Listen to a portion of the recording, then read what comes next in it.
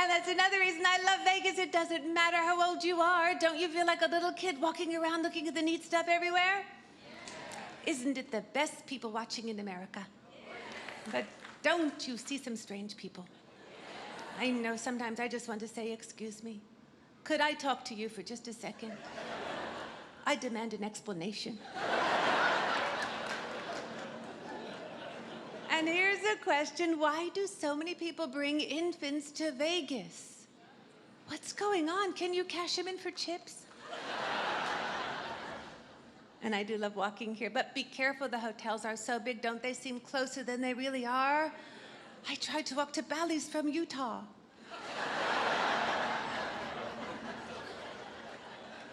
And you get used to big drinks when you live in Vegas. I know, because I live here now, and I was in LA last week and I ordered a daiquiri. Do you know what happened? It came in a glass. I said, well, don't you have anything in a bucket?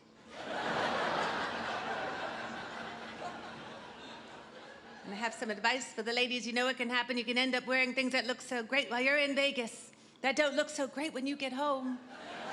Ooh, you wear those flashing earrings and low-cut blouse and mini skirt. You're the cool lady at the nightclub. You wear that when you go home and you're the hooker at the PTA.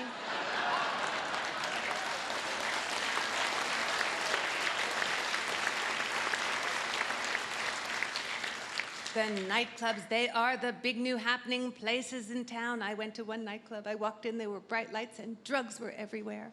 Then I realized I was in Walgreens.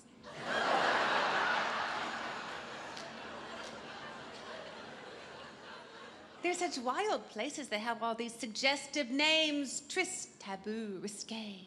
There's one new nightclub in town, though, no smoking and no drinking. It's called Empty. And the cocktail waitresses, don't they look very sexy here at night? Yeah, not so sexy at 8 a.m. I'm sorry, there's something so wrong about cleavage before coffee. Well, the only thing on my mind is breakfast. I look at them and think, either butter them or just put them away, okay?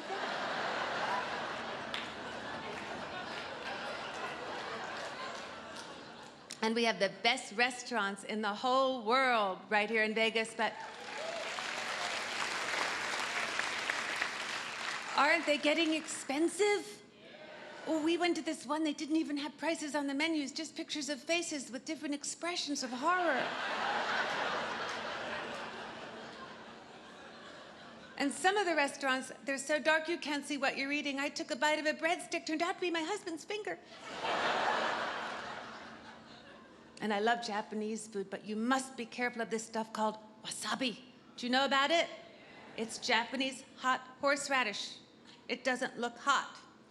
It looks calm and tranquil and peaceful. It's light green. They put a great big glop of it on your tray. They don't tell you what it is. I thought it was avocado. Yes, I love avocado. I took a great big bite of it all by itself, and I actually saw my own nostrils.